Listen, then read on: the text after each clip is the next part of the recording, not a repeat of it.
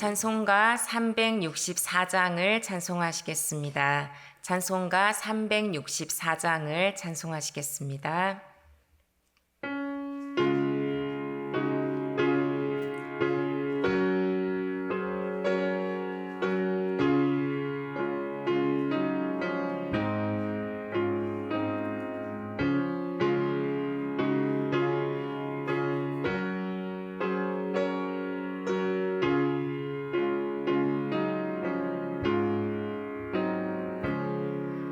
내 기도하는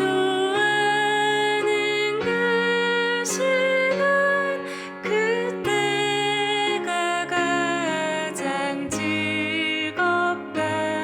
이 세상 근심 걱정에 얽매인 나를 부르사 내 진정 소원 주 앞에 난 낳지 말어 아뢰어 큰 불행 당해 슬플 때 나 위로받게 하시네.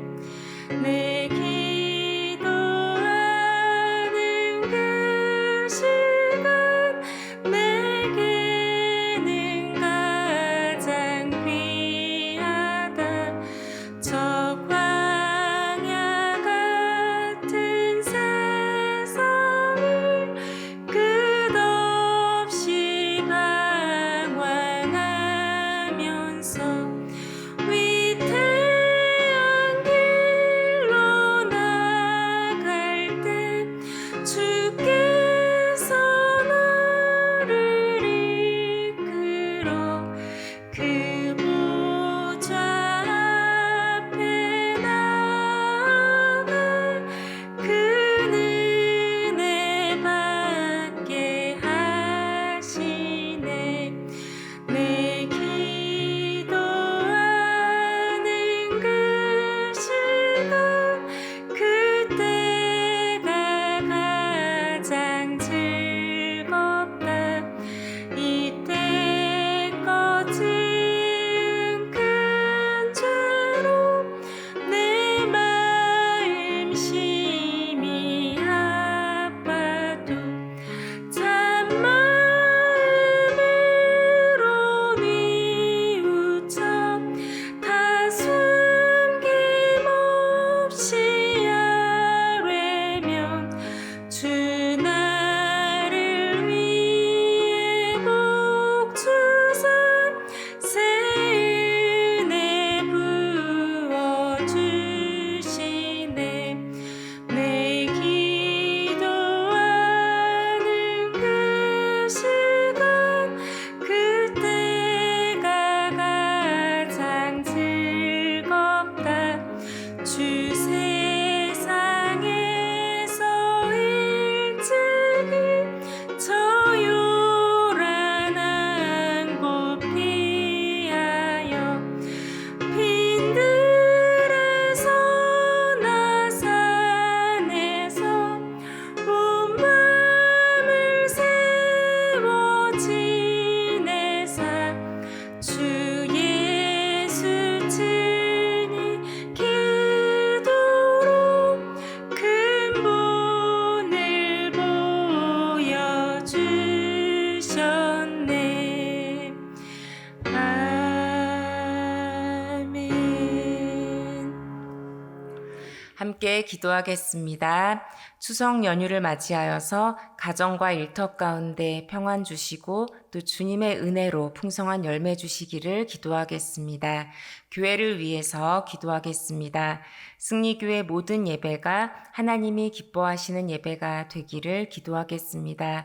승리교회 모든 성도가 예배를 향한 열정과 하나님을 향한 사랑을 회복하길 중보하겠습니다.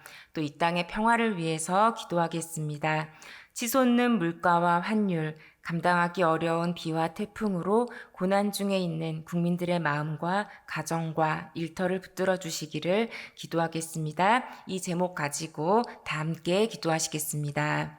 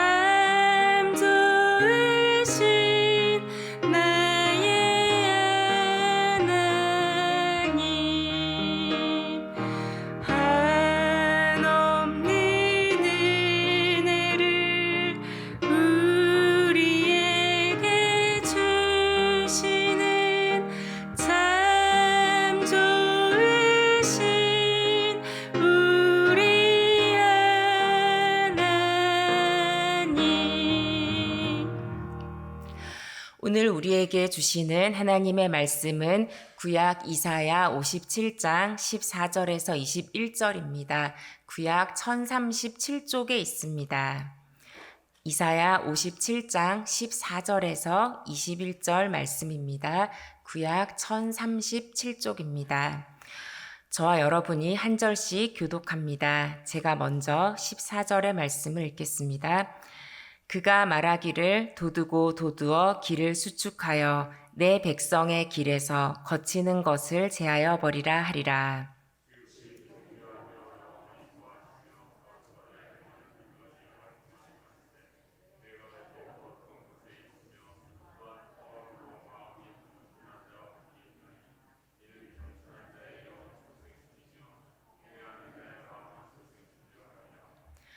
내가 영원히 다투지 아니하며 내가 끊임없이 노하지 아니할 것은 내가 지은 그의 영과 혼이 내 앞에서 피곤할까 함이라.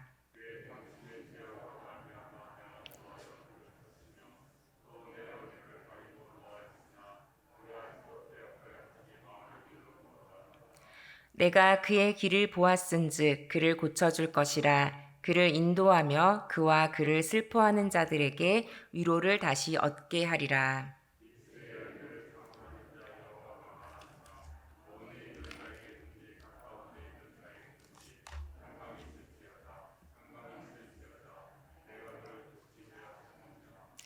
그러나 악인은 평온함을 얻지 못하고 그 물이 진흙과 더러운 것을 늘 솟구쳐내는 요동하는 바다와 같으니라. 말씀이 악인에게는 평강이 없다 하셨느니라. 아멘. 네, 샬롬. 추석 연휴에도 변함없이 예배의 자리에 나오신 성도님들에게 풍성한 하나님의 은혜가 함께 하시기를 축복합니다. 예전에 예수님의 사람이라는 세미나에 간 적이 있었습니다. 근데 뭔가 세미나라서 새로운 것을 배우기 원하고 뭔가 새로운 지식을 배울 수 있겠구나라고 생각하고 기대했었는데요. 근데 이 세미나의 처음부터 끝까지 예수님 이야기였습니다. 근데 사실 저희들이 굉장히 잘 아는 이야기들이죠. 그리고 뭔가 새로운 지식을 알려줄 줄 알았는데 저녁마다 기도회가 이어졌습니다. 근데 그 당시에는 신선한 것이 별로 없어서 다음번에는 가지 말아야겠다라고 생각을 했었습니다. 근데 저희 교회에서 감사하게도 여름마다 그 한 주 교회 탐방할 수 있는 주간을 주시는데 그 주일에 이 예수님의 사람 세미나에 강사 목사님 교회에 가서 예배를 드렸습니다. 왜냐하면은 이 몇 년의 시간 동안 그 어떤 지식보다 정말 예수님을 믿고 따르는 것이 가장 중요하다라는 것을 깨달았기 때문입니다. 여전히 그 메시지는 좀 실패하더라도 또 잘 안 되더라도 예수님을 바라보고 예수님과 동행하는 것에 대한 그런 일관성 있는 메시지였는데요. 저의 마음이 좀 달라져서인지 그런 단순한 메시지인데 굉장히 은혜가 있었습니다. 다른 그 무엇보다, 다른 그 어떤 지식보다 예수님께 집중하는 메시지와 그러한 예배가 얼마나 귀한지 깨달았습니다. 이 자리에 계신 모든 성도님들, 이제부터 끝날까지 예수님을 바라보고 동행하는 인생길 되시기를 축복합니다. 근데 사실 우리가 예수님의 이야기에 은혜를 받는 것은 쉽지만 예수님이 걸어가신 그 길을 걸어가는 것은 참 어려운 일입니다. 그런데 예수님을 따르는 사람들은 내가 원하지 않아도 예수님이 가신 그 길을 걸어가게 됩니다. 성도님들이 너무 잘 아시는 대로 예수님은 죽음을 통과하셨습니다. 자신의 의와 또 자아가 죽는 죽음을 통과하는 그 어려운 길을 묵묵히 걸어가셨습니다. 아마 이 자리에 계신 성도님들도 삶 속에서 좋은 일만 있었으면 좋겠는데 그렇지 않고 한 번씩 이 죽음의 시간이 다가올 때가 있으실 텐데요. 그때마다 예수님을 바라보시기를 바랍니다. 성도 여러분, 예수님도 그 공생의 짧은 기간이었는데 안티가 많으셨습니다. 네. 예수님도 수많은 반대자들이 있었고 고통과 눈물을 겪으셨으며 바로 그 사람들을 향하여서 끝없는 사랑으로 사랑하셨음을 기억하시기 바랍니다. 파울로 코엘료라는 작가가 그의 산문집 흐르는 강물처럼에서 우리 연필은 쓰던 걸 멈추고 몸을 깎아야 할 때도 있다라고 이야기했습니다. 몸이 깎이면 당장은 아프겠죠. 근데 당장은 좀 아파도 그 과정이 있어야만 힘을 더 예리하게 쓸 수 있다라고 했습니다. 그러면서 너도 그렇게 고통과 슬픔을 견뎌내는 법을 배워야 한다고, 그래야 더 나은 사람이 될 수 있을 거라고 말했습니다. 이 돌의 입장에서는 많이 아프고 괴롭겠죠. 네. 그렇지만 그런 아프고 괴로운 과정을 거쳐야만 예술 작품이 나올 수 있는 것처럼, 또 연필이 더 예리하게 날카롭게 될 수 있는 것처럼 우리 삶 속에도 하나님이 허락하신 고통과 슬픔이 있으실 텐데, 그 고통과 슬픔이 우리 안에 계신 예수님을 닮아가기 위한 연단임을 반드시 기억하십시오. 그런데 여러분, 이렇게 계속해서 힘든 일만 있지 않은데요. 왜냐하면 예수님 믿는 사람들에게는 꺼지지 않는 희망이 있기 때문입니다. 네. 죽음 후에 무엇이 있었나요? 네. 죽음 후에 반드시 부활이 있습니다. 내가 죽고 예수님이 사는 그 어둠의 시간을 나의 힘이 아니라 주님과 함께 통과하고 나면 우리 주님께서 내가 상상하지도 못할 만큼의 풍성한 은혜로 반드시 우리를 다시 살리시고 회복시키실 줄 믿습니다. 오늘 우리에게 주신 이 본문 말씀은 이 무너져 있던 공동체를 세우고 함께 하시고 치유하시는 하나님에 대해서 말씀하고 있습니다. 아마 이 자리에 계신 성도님들 중에서 이사야서를 비롯하여서 이 선지서들을 좀 읽기가 두렵다라고 하시는 성도님들도 있으실 것입니다. 아마도 우리에게 좀 두렵게 느껴지는 심판의 메시지가 많기 때문일 텐데요. 선지서에서는 죄에 대해서 굉장히 분명하게 경고하고 또 심판하시는 거룩한 하나님에 대해서 말씀하고 있지만, 동시에 하나님께서 어떻게 하나님의 사람들을 고치시고 새롭게 하시고 회복하시는지도 분명히 말씀하고 계십니다. 오늘 본문에는 인도하고 고치겠다고 하신 약속이라는 제목이 붙어 있습니다. 지금 추석 연휴를 맞이하고 있지만 좀 풍성함보다는 지금 삶의 모습이 좀 어렵고 형편이 어렵고 또 연약한 중에 계신 성도님들 계시다면 인도하고 고치시는 살아계신 하나님을 바라보시기를 축복합니다. 우리 본문 15절 말씀에 하나님은 통회하고 마음이 겸손한 자와 함께 하신다라고 말씀하고 계신데요. 우리 15절 말씀을 다시 한번 읽도록 하겠습니다. 15절입니다.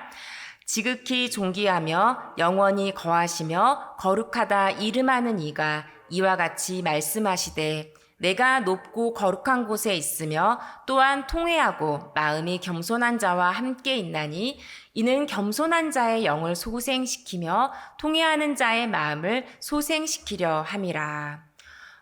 우리 앞부분에서는 하나님이 어떤 분이신지 말씀하고 있죠. 굉장히 지극히 존귀하고 영원하시다. 그리고 우리가 우리의 힘으로는 도저히 도달할 수 없는 그런 거룩한 분이시다. 높으신 분이시다 말씀합니다. 그런데 그 온 세상을 지으시고 우리 인간이 도저히 도달할 수 없는 거룩하신 그 하나님께서 높고 거룩한 곳에 계실 뿐만 아니라 이렇게 작은 우리의 마음 가운데 계십니다. 그래서 우리가 통회하고 또 하나님 앞에 겸손히 나아갈 때 그렇게도 통회하고 마음이 겸손한 자와 함께 하신다라고 말씀하고 계신데, 이 새벽에 그 하나님 만나시기를 축복합니다. 우리 17절에 보면은 하나님께서 치시지만, 우리가 굉장히 두려운 말씀이시죠. 하나님이 치신다라고 말씀하시고 있어요. 하나님이 치시지만 이 사람들이 아직도 패역하여서 자기 마음의 길로 걸어가는 그런 모습이 나옵니다. 근데 17절 말씀에서는 어쨌든 하나님께서 치시는 분으로 나타납니다. 그런데 참 은혜로운 것은 16절 말씀을 보면 하나님께서 영원히 다투지는 않으신다라고 말씀하고 있습니다. 우리가 때로는 죄 가운데 있을 때, 우리 공동체가 또 죄 가운데 있을 때 하나님의 이 두려운 손길이 느껴질 때가 있죠. 그렇지만 그 하나님의 진노는 영원하지 않다라고 말씀하고 있음을 기억하십시오. 오히려 18절, 19절 말씀을 보면 하나님은 고치시고 인도하시고 슬퍼하는 자들에게 위로를 다시 얻게 하신다라고 말씀하고 있습니다. 우리 18절과 19절의 말씀을 다시 한번 읽겠습니다. 내가 그의 길을 보았은즉 그를 고쳐줄 것이라. 그를 인도하며 그와 그를 슬퍼하는 자들에게 위로를 다시 얻게 하리라. 입술의 열매를 창조하는 자 여호와가 말하노라. 먼 데 있는 자에게든지 가까운 데 있는 자에게든지 평강이 있을지어다. 평강이 있을지어다. 내가 그를 고치리라 하셨느니라. 네, 하나님께서 고치시고 인도하시고 슬퍼하는 자들에게 위로를 다시 얻게 하실 뿐만 아니라 우리 19절에 나오는 입술의 열매는 우리 18절과 좀 연결해서 읽어야 하는데요. 슬퍼하는 자들에게 위로를 다시 얻게 하고 이 입술의 열매라는 표현이 나오는데요. 여기서 입술의 열매는 어떤 열매냐? 하나님이 슬픔으로부터 이끌어내신 자들이 감사드리며 하나님 앞에 내지르는 기쁨의 소리를 뜻합니다. 슬픔으로 가득했던 그 인생 가운데 이제는 하나님께 감사하며 하나님을 찬양하는 입술로 기쁨이 가득한 입술로 입술의 열매를 창조하시는 그 하나님이십니다. 하나님은 근데 이 하나님의 용서 또 하나님의 회복, 하나님의 치유에는 하나님의 주권이 있는데요. 이 살아계신 하나님께서 하나님의 주권으로서 하나님의 백성을 고치시고 인도하시고 슬퍼하는 자들에게 다시 하나님을 기뻐하는 찬양을 드리게 하십니다. 그리고 그 하나님은 우리 삶에 일하셔서 평강, 그냥 마음의 평강뿐만 아니라 우리의 모든 삶의 영역 가운데 샬롬을 주시는 좋으신 하나님이십니다. 왜 이런 말씀 드리냐면요. 우리 17절 후반부에 보면은 하나님께서 치셨지만 아직도 패역하여서 자기 마음의 길로 걸어가는 그런 사람들의 모습이 나옵니다. 근데 이 사람들이 그 자기 마음에 자기 뜻하는 대로 그냥 걸어갔는지 아니면 정말로 하나님 앞에 회개하며 방향을 바꿔서 하나님을 바라보기 시작했는지 어떤 구절도 나타나 있지 않습니다. 그러니까 우리가 알 수 없는 것이죠. 정말로 이 패역한 백성들이 하나님 앞에 진정으로 나와서 겸손히 통회했는지, 그래서 그 회개하는 그 입술을 통하여서 하나님께서 역사하셨는지 알 수 없습니다. 근데 그렇지만 놀랍게도 이 17절에 연결된 그 말씀 가운데 하나님께서 그의 길을 보았다라고 말씀하십니다. 하나님께서 보시고 하나님께서 고쳐주신다라고 말씀하고 계신 것이죠. 우리가 하나님이 기뻐하시는 그 삶의 방향으로 돌이킬 힘조차 없을 때도 때로는 있습니다. 근데 우리가 그렇게 하나님께서 기뻐하시는 방향으로 돌이킬 힘이 없을지라도 우리 안에 계신 하나님이 우리의 모든 인생의 길을 아시기에, 그리고 하나님께서 살아계셔서 역사하시기에 우리의 삶 가운데 회복시키시고 치유하심을 신뢰할 수 있기를 기원합니다. 그 하나님 앞에서 우리의 마음과 삶을 열어드리고 인도하시고 고치시는 하나님을 믿음을 더하여 온 마음으로 바라볼 수 있으시기를 축복합니다. 사랑하는 성도 여러분, 모든 것을 주관하시고 인도하시는 하나님이 하나님을 사랑함으로 이 추석 명절에도 모인 우리 마음과 삶과 가정과 일터 그리고 교회를 고치시고 인도하시고 위로하시며 진정한 샬롬을 주시기를 이 새벽에 간절히 기도하기 원합니다. 함께 기도하시겠습니다. 좋으신 하나님, 이 시간 주님의 이름을 찬양합니다. 추석 연휴 새벽에도 변함없이 하나님 앞에 나와 기도하며 예배하는 하나님의 사람들을 붙들어 주시기를 간구합니다. 하나님, 우리 삶 가운데 무너져 있는 부분들, 다시 새롭게 해야 할 부분들이 있다면 하나님 주님께서 이 시간 고치시고 우리를 인도하시고 새롭게 하시기를 간구합니다. 하나님 주님께서는 상하고 통회하는 마음을 또 겸손한 마음을 기뻐하신다 믿습니다. 주님 이 시간 우리의 마음 중심 가운데 그 하나님의 마음 부어주셔서 우리 삶의 모든 영역 또 우리가 속한 공동체의 모든 영역들을 바라보며 혹시라도 하나님께서 기뻐하시지 않는 그런 모습들이 있다면 주님 앞에 온전히 통회하며 온전히 회개하며 주님 앞에 나아갈 수 있도록 이 시간 우리와 함께하여 주시옵소서. 하나님, 추석 연휴에 또 가족들을 위해서 기도하기 원합니다. 우리 가족들 가운데 여전히 하나님께서 기뻐하시지 않는 길 가운데 서 있으며 여전히 하나님을 바라보지 못하고 있는 그런 가족들이 있다면 하나님, 모든 것을 주관하시는 하나님께서 그 인생길을 붙들어 주시기를 간구합니다. 그리하여서 하나님 고치시고 하나님 인도하시고 슬픔을 변하여 다시 기쁨의 소리를 찬양할 수 있도록 그 인생도 변화시켜 주시기를 간구합니다. 하나님 아버지, 또한 우리가 속한 모든 일터와 또 우리 교회 공동체 가운데 살아계신 하나님 역사하셔서 우리의 힘으로는 할 수 없지만 하나님 진정한 샬롬의 복을 누리는 아름다운 공동체 될 수 있도록 주님께서 온전히 일하시고 붙들어 주시기를 간구합니다. 하나님, 이 모든 것들을 주님께 맡겨드리며 살아계신 예수 그리스도의 이름으로 기도드립니다. 이제는 우리 주 예수 그리스도의 은혜와 하나님의 사랑과 성령의 교통하심이 인도하고 고치시는 하나님을 바라보는 성도님들 위해 축복으로 주신 가정과 일터 위에 교회와 세계 위에 영원토록 함께 하시기를 간절히 축원하옵나이다. 아멘. 이 시간 우리 추석 연휴에 우리 가정과 또 일터 또 우리 나라와 교회를 위해서 기도하기 원합니다. 이렇게 나오기 어려운 날도 오신 분들은 하나님께서 또 중보 기도자로 세우신 줄 믿습니다. 하나님께서 그 기도의 시간도 인도해 주시기 원하며 주님께서 또 인도하고 고치시고 새롭게 하시고 또 평강 주시기를 기대하며 간절히 기도하겠습니다. 함께 기도하겠습니다.